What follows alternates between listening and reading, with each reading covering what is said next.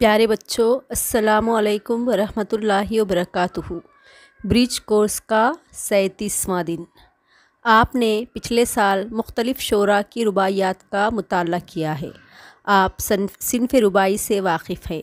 آئیے آج ہم جماعت نہم کی درسی کتاب کمار بھارتی سے میر انیس کی رباعی پر مشتمل چند سرگرمیاں حل کریں گے۔ آؤ اہلیت پیدا کریں۔ آپ جانتے ہیں کہ 4 مصرعوں اور ایک خاص وزن و بحر میں ادا کیے گئے شاعرانہ خیال کو رباعی کہتے ہیں۔ اکثر رباعی کے پہلے اور چوتھے مصرعے میں قافیہ ہوتا ہے۔ رباعی کہنا ایک مشکل کام ہے، اس لیے فن کے ماہر شعراء اسے چیلنج کے طور پر لکھتے ہیں۔ تمام بڑے اہم شعراء کے کلام میں رباعیہ ملتی ہے۔ میر و سودا، انیس و دبیر، غالب و ذوق، اکبر و رواں، جوش و فراق، امجد و یگانہ سب نے رباعیاں کہی ہے۔ درج ذیل رباعی کا بغور مطالعہ کیجیے اور دی ہوئی ہدایت کے مطابق سرگرمیاں مکمل کیجیے۔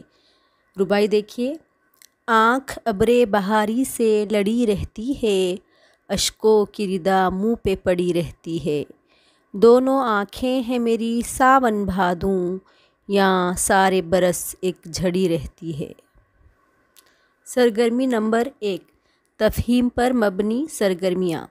مناسب جوڑیاں لگائیے۔ ستون الف اور ستون بے۔ ستون الف میں ہے دیکھیے آنکھ، اشک، ساون، ردا۔ ستون بے میں ہے آنسو، چشم، چادر، برسات۔ تو آنکھ کی جوڑی کیا رہیں گی؟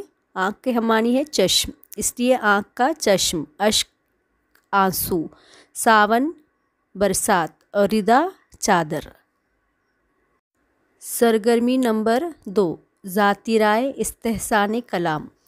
دونوں آنکھیں ہیں میری ساون بھادو، اس مصرعے کی وضاحت کرتے ہوئے اپنی ذاتی رائے دیجیے۔ غم ہائے روزگاری کی سختیوں اور مسلسل پریشانیوں اور مصیبتوں میں گھرے رہنے کے سبب شاعر زود رنج اور زود حس ہو گیا ہے۔ ذرا ذرا سی بات پر اس کے آنسو چھلک پڑتے ہیں۔ جس طرح ساون بھادو کے مہینے میں خوب پانی برستا ہے، اس طرح آنکھوں میں آنسو کی جھڑی لگی رہتی ہے۔ آؤ مشق کریں۔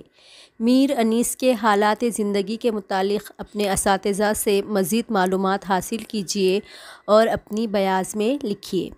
میر ببر علی انیس 1802 عیسوی میں فیض آباد میں پیدا ہوئے۔ وہ میر خلیق کے بیٹے اور میر حسن کے پوتے تھے۔ شاعری میں اپنے والد کے شاگرد تھے۔ شاعروں کے گھرانے میں پیدا ہونے کی وجہ سے ان کی طبیعت بچپن سے ہی موزوں تھی اور 4-5 برس کی عمر میں ہی کھیل کھیل میں ان کی زبان سے موزوں شعر نکل جاتے تھے۔ انہوں نے بہت کم عمری میں ہی باقاعدہ شاعری شروع کر دی تھی۔ انیس اردو کے سب سے بڑے مرثیہ نگار کہلاتے ہیں۔ ان کا کلام فصاحت کا بہترین نمونہ ہے۔ انہوں نے شاعری کی دیگر اصناف میں بھی طبع آزمائی کی ہے۔ انہوں نے تقریباً 200 مرثیے اور 125 سلام لکھے۔ اس کے علاوہ تقریباً 600 رباعیہ بھی ان کی یادگار ہے۔ رباعیات میر انیس ان کی رباعیوں کا مجموعہ، زبان و بیان پر ان کی غیر معمولی قدرت کا مظہر ہے۔ جس طرح انیس کا کلام سحر آمیز تھا، اس طرح ان کا پڑھنا بھی مسحور کن تھا۔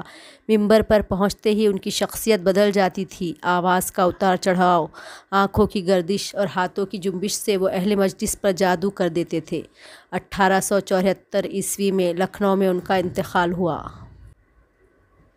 آؤ تخیلاتی بنیں۔ رباعی میں موجود لفظ آنکھ پر کسی رسالے، اخبار یا انٹرنیٹ سے چند اشعار تلاش کر کے لکھیے۔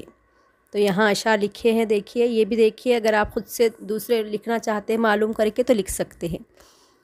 آنکھ جو کچھ دیکھتی ہے لب پہ آ سکتا نہیں، محو حیرت ہوں کہ دنیا کیا سے کیا ہو جائے گی۔ علامہ اقبال۔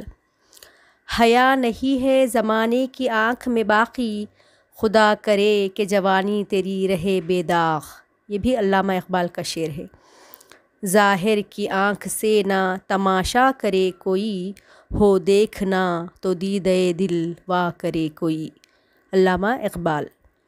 ملے گا منزل مقصود کا اسی کو سراغ، اندھیری شب میں ہے چیتے کی آنکھ جس کا چراغ۔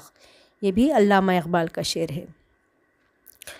احساس عمل کی چنگاری جس دل میں فروزاں ہوتی ہے، اس لب کا تبسم ہیرا ہے، اس آنکھ کا آنسو موتی ہے۔